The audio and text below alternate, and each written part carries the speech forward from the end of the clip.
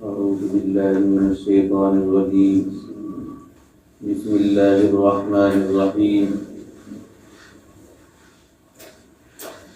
الحمد لله رب العالمين الرحمن الرحيم مالك يوم الدين.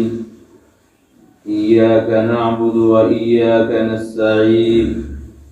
اهدنا الصراط المستقيم صراط الذين أنعمت عليهم غير المغضوب عليهم ولا الضالين. آمين. صدق الله العظيم. اللهم صل على سيدنا محمد وبارك وسلم وعلى آل سيدنا محمد وبارك وسلم وأصحاب محمد صلی اللہ تعالی علیہ وسلم.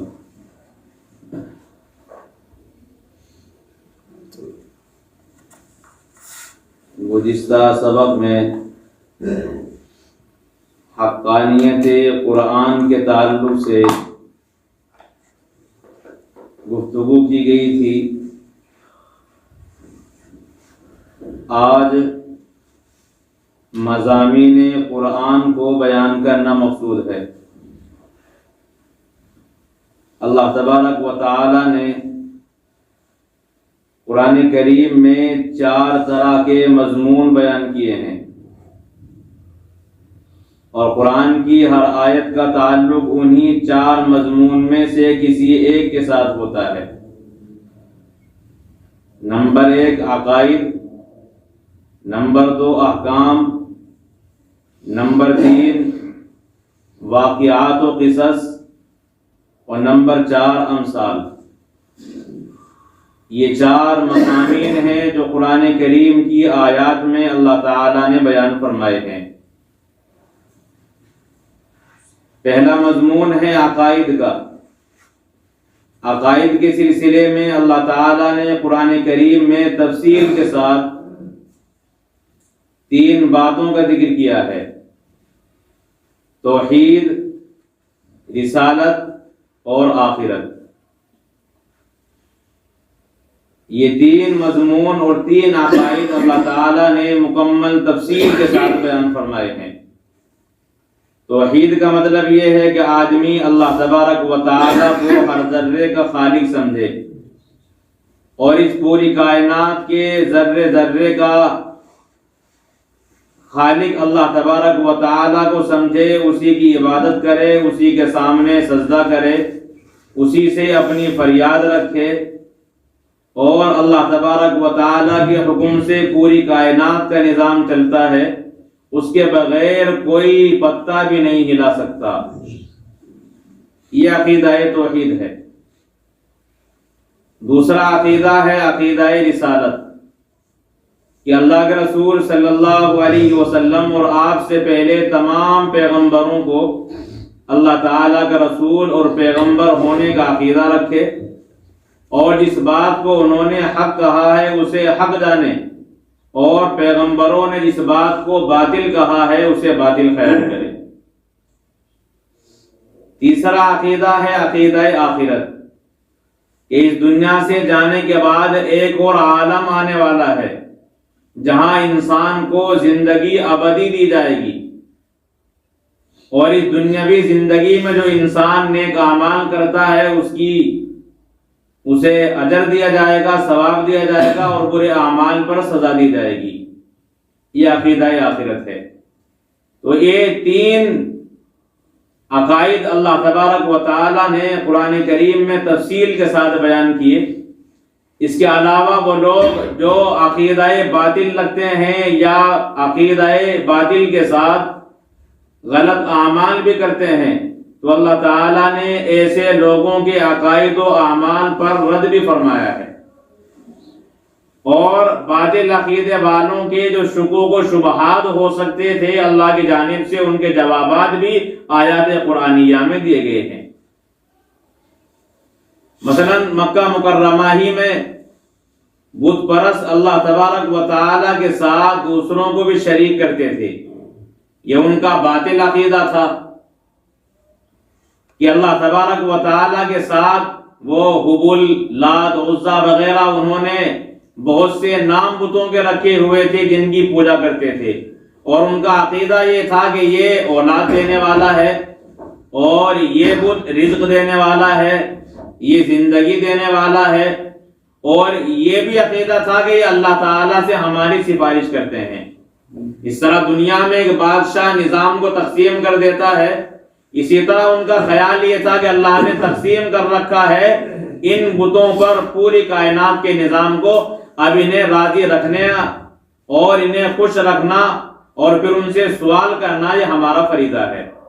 اللہ تبارک و تعالیٰ نے ان کے اس عقیدے کو باطل قرار دیا اور رد فرمایا، ان سمیتموہا الا اسماء سمیتموہا انتم وآباؤکم ما انزل اللہ بہا من سلطان، کہ تم نے اور تمہارے باپ داداؤں نے جن بتوں کو گھڑ لیا ہے اور نام بھی رکھ لیے ہیں، ان کی اللہ تعالیٰ نے کوئی دلیل نازل نہیں فرمائی، اور رد فرما دیا کہ جو پتھر انسانوں کی ٹھوکروں میں آتا تھا وہ پتھر کسی جوہری نے تراش دیا، اسی کو تم اپنے خالق کی طرح اس کی عبادت کرنے لگے، اس کی پوجا کرنے لگے، جبکہ وہ آج سے پہلے لوگوں کی ٹھوکروں کے اندر رہتا تھا۔ یہ تو انسان کی عقل کے بھی خلاف ہے۔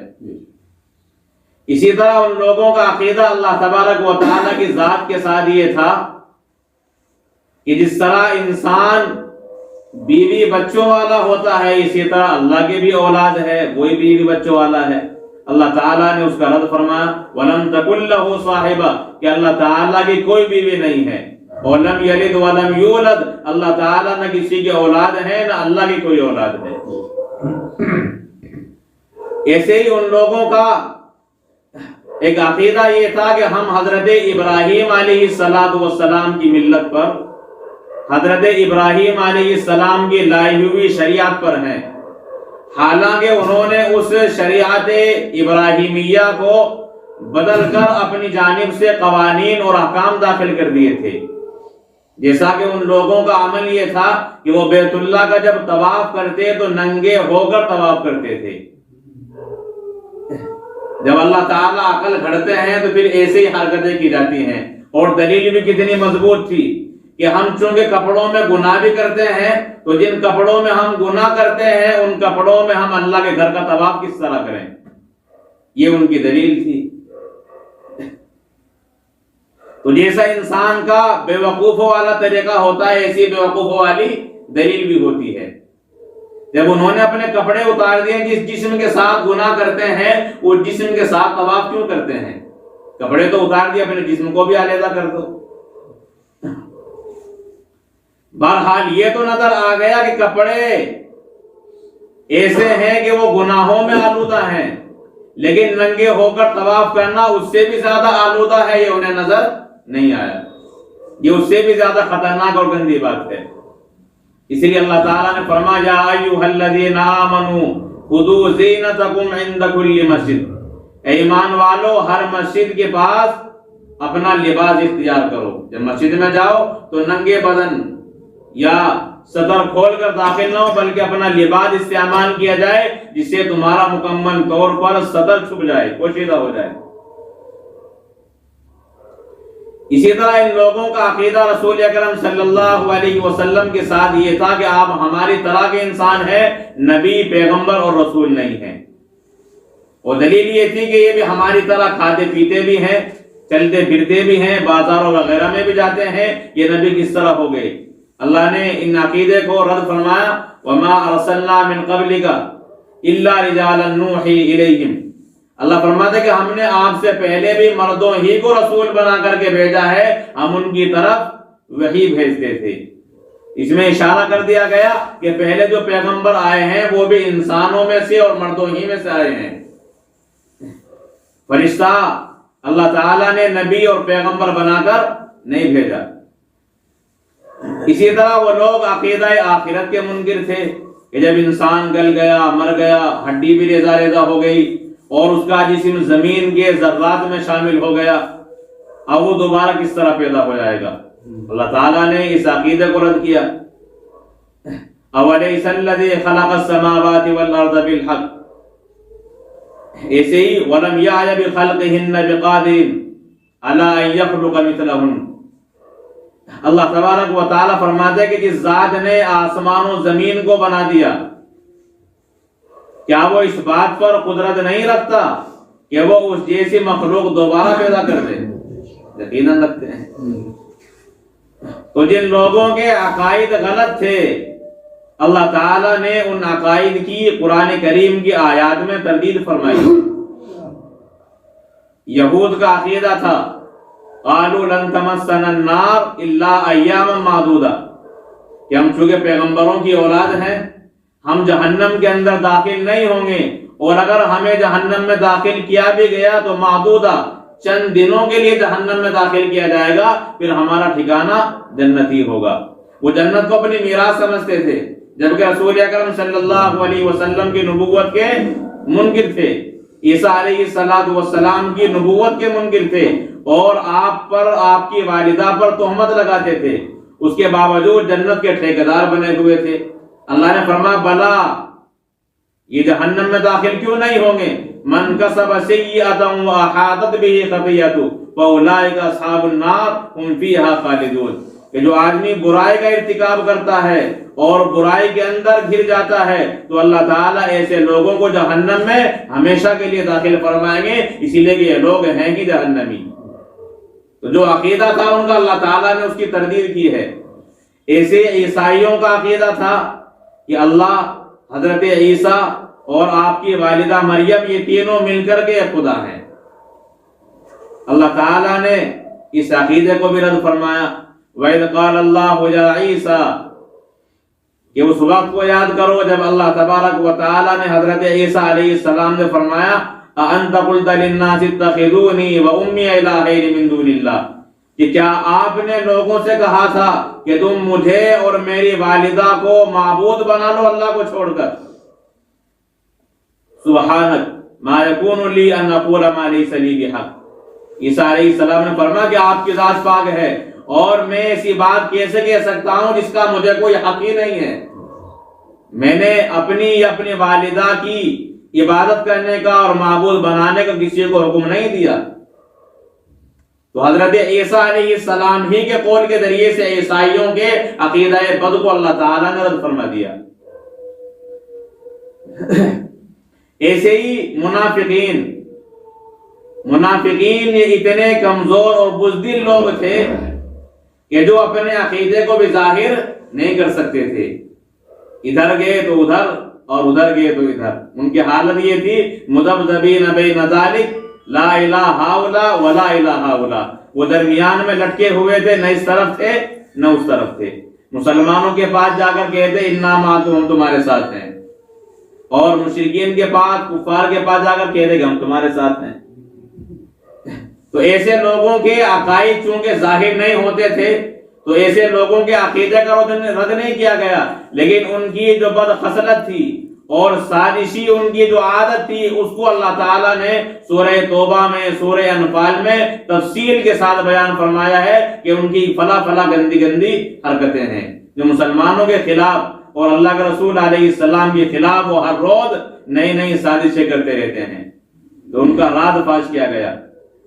تو جن لوگوں کے عقائد غلط تھے یا ان کا طریقہ اور اعمال غلط تھے، اللہ تعالیٰ نے ان پر رد بھی فرمایا ہے اور صحیح عقیدے کی تعلیم دی ہے۔ تو یہ پہلا مضمون ہے قرآن کریم کا عقائد۔ دوسرا مضمون ہے قرآن کریم کا احکام۔ اللہ تبارک و تعالیٰ نے قرآن کریم کی بہت سی آیات میں احکام اور مسائل کا بیان کیا ہے۔ اب جو احکام اللہ تعالیٰ نے آیت قرآنیہ میں بیان کیے ہیں، جب ان میں غور و خوض کیا جاتا ہے تو وہ احکام تین طرح کے نظر آتے ہیں۔ بعض احکام وہ ہیں جو تعلق رکھتے ہیں اللہ تعالیٰ کی ذات کے ساتھ، جنہیں حقوق اللہ بھی کہا جاتا ہے اور عام الفاظ میں انہیں عبادات بھی کہا جا سکتا ہے. جیسے نماز، یہ صرف اللہ کے لیے ہوتی ہے، بندے کے لیے نہیں.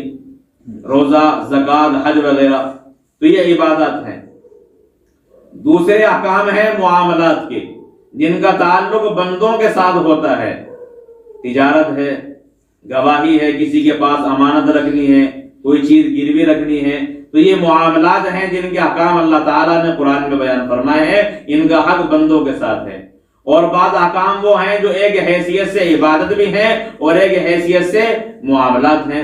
جسے نکاح کا مسئلہ ہے، یہ عبادت بھی ہے اور ایک معاملہ بھی ہے جو دو انسانوں کے درمیان ہو جاتا ہے. طلاق کے مسائل ہیں، اسی طرح وراثت وغیرہ کے مسائل ہیں. تو یہ 3 طرح کے احکام ہیں جو اللہ تعالیٰ نے قرآن کریم کے اندر بیان کیے. ان احکامات کے سلسلے میں 2 باتیں آپ سمجھیں. ایک تو یہ کہ بعض احکام تو وہ ہیں جنہیں اللہ تبارک و تعالیٰ نے بغیر کسی کے سوال کے، بغیر کسی کی واقعے کے اللہ تعالیٰ نے از خود بیان فرمائے ہیں. نہ کوئی واقعہ پیش آیا، نہ کسی نے کوئی سوال کیا، بس اللہ تعالیٰ نے اصلاح کے لیے مسائل اور احکام بیان فرما دی. جیسے ابتدا میں عورتوں کے نکاح پر کوئی پابندی نہیں تھی، اور ہوتا یہ تھا کہ ایک آدمی 10 عورتوں سے نکاح کرتا تھا، اور پھر ان پر جب انصاف نہیں ہو پاتا یا ان کے اخراجات برداشت نہ ہوتے، پھر وہ ناجائز طریقے سے مال وصول کرتے تھے.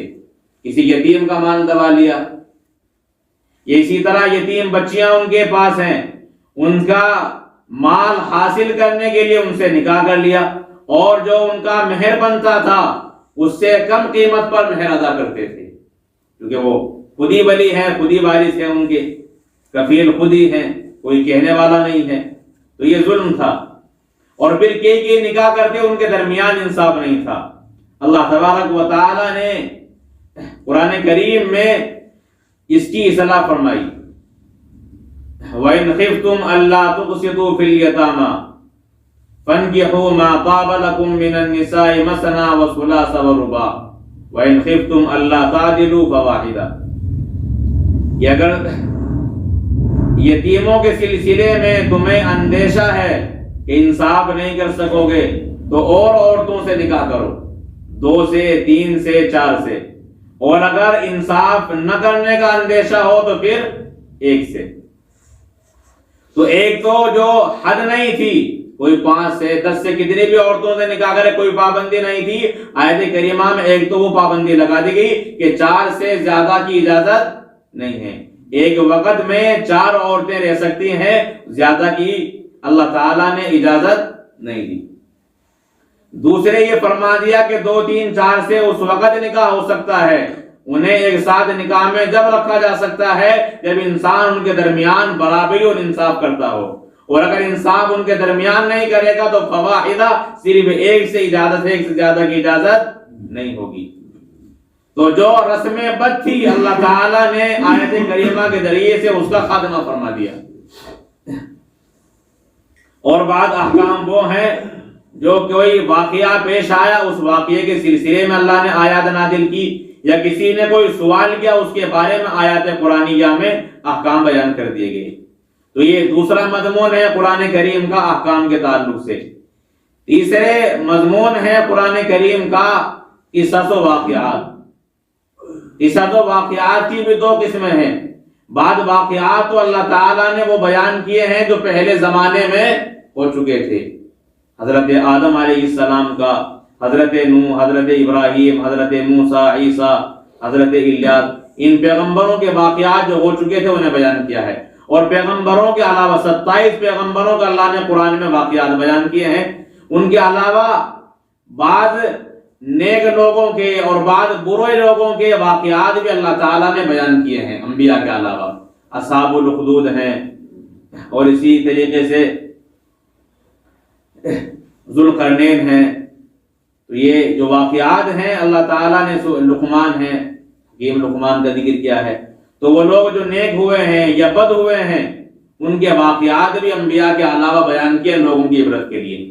دوسرے اللہ تعالیٰ نے جو واقعات بیان فرمائے ہیں وہ ہیں جن کا تعلق آنے والے زمانے سے تھا، زمانہ مستقبل سے، جس میں قیامت کی نشانیاں ہیں، قیامت کی احوال ہیں، حشر و نشر کا ذکر ہے، اور اسی طرح آئندہ زمانے میں یاجوج وغیرہ جو نکلیں گے ان کا ذکر کیا گیا ہے، اور ایک جانور جو عجیب الخلقت ہوگا وہ نکلے گا اس کا ذکر کیا گیا ہے، ایک خاص دھواں ہوگا اس کا ذکر کیا گیا ہے سورہ دخان میں۔